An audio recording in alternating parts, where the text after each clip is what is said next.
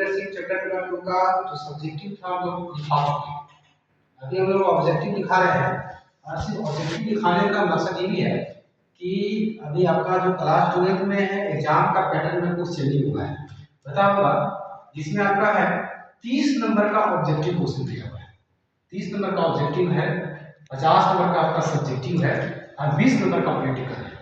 तो इस नाते हम लोग को ऑब्जेक्टिव क्वेश्चन लेकर के चलना पड़ेगा। अभी हमारा लगभग है आपका एंटरप्रेन्योरशिप बुक से है, कुछ अदर बुक से है। हम जितना ऑब्जेक्टिव टाइप क्वेश्चन हमसे बना क्वेश्चन को लिखिए। आपको भी प्रयास करना है कि घर में अलग अलग बुक है, मोबाइल है, आपका है गूगल है, ये सब माध्यम से ऑब्जेक्टिव क्वेश्चन को एक फेयर कॉपी में लिखिए। जो कॉपी में हम नोट्स बनवाते हैं उसमें लिखा करें, जिससे कि आप खाने लग जाते हैं उसको रिविजन करने में आपको मौका मिलेगा। सबसे पहले हम देखेंगे एमसीक्यू में कुछ क्वेश्चन बनाए हैं, उसको बारी बारी से। पर्यावरण का एक प्रकार है, इसमें 3 ऑप्शन है। पहला है आंतरिक पर्यावरण है, दूसरा बाह्य पर्यावरण है, तीसरा ए बी दोनों है। इसमें होगा ए बी दोनों, आंतरिक पर्यावरण और बाह्य पर्यावरण दोनों है। दूसरा क्वेश्चन है प्रेरणाएं संबंधित नहीं होती है, प्रेरणाएं संबंधित छूट नहीं होती है, इसमें पहला क्वेश्चन है छूट है, दूसरा गलत मुक्ति है, तीसरा एक मुफ्त भुगतान है। एक मुफ्त भुगतान करके हम सिर्फ लाभ ले सकते हैं, ये हो गया। प्रेरणाएं हमको कब होती है, आपको एक भाग में नहीं हो सकता है, एक मुफ्त भुगतान। अगला क्वेश्चन है ज्ञान अर्जन प्रक्रिया में शामिल है। ज्ञान अर्जन प्रक्रिया में यूट्यूब से 3 पार्ट दिया हुआ है, एक संचालन है, दूसरा मनोभाव है, तीसरा अनुक्रिया है। तो हम लोग एक भी दोनों को हमें मनोबल और अनुक्रिया दो अलग अलग पार्ट था, हम दोनों को एक बनाकर करते हैं, इसलिए एक भी दोनों होगा। अगला क्वेश्चन है आर्थिक सहायता है, इसमें रियायत भी है, बट्टा और पुनर्भुगतान। इसमें आर्थिक सहायता के अंदर है पुनर्भुगतान को शामिल किया गया है। अगला क्वेश्चन है सामाजिक ढांचा की रचना होती है, तो समुदाय के क्रियात्मक विभाजन से है। इसका समुदाय के क्रियात्मक विभाजन से है जो सामाजिक ढांचा का रचना होता है। अगला क्वेश्चन है सामाजिक व्यवहार संबंधित नहीं होता है।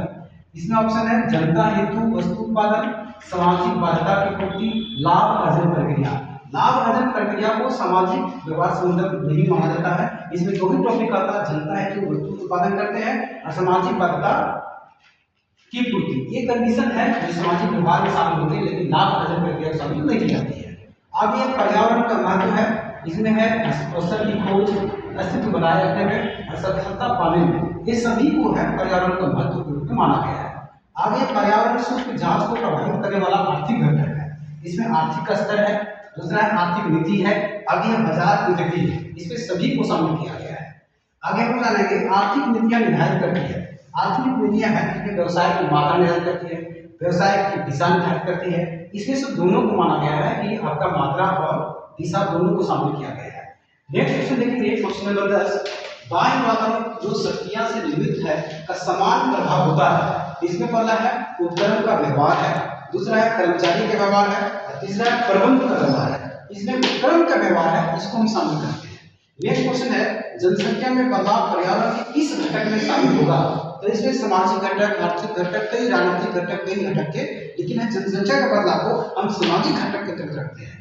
अगला क्वेश्चन बाजार में मंदी किस घटक का अंग है। तो आर्थिक घटक का आर्थिक रूप से प्रभाव होता है। आर्थिक में अगर बाजार में आपको मंदी देखने को मिलता है तो आर्थिक रूप से प्रभावित होते हैं। आगे आंतरिक पर्यावरण में शामिल नहीं है, तो ग्राहक है, भूमि है, श्रम है, बाजार है।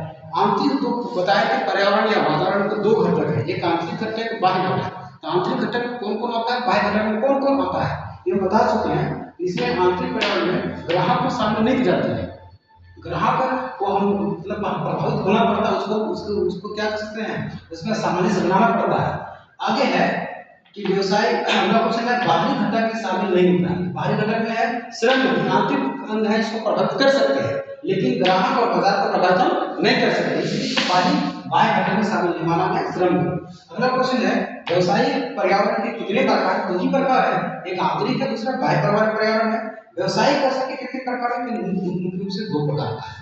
एक निवृत्त अवसर बताए हैं, एक अवसर क्या था, एक और अवसर है, जो 2 अवसर हम लोग देखे इसमें। एक व्यवसायिक अवसर है, व्यवसायिक अवसर के प्रकार कितने हैं, 2 है। इस प्रकार हम लोग एमसीक्यू क्वेश्चन देखने का प्रयास किए। ठीक है, अगला हम लोग क्लास में चैप्टर नंबर 3 शुरू करेंगे, उसमें भी सब्जेक्टिव बताएंगे और इसी प्रकार ऑब्जेक्टिव बताएंगे।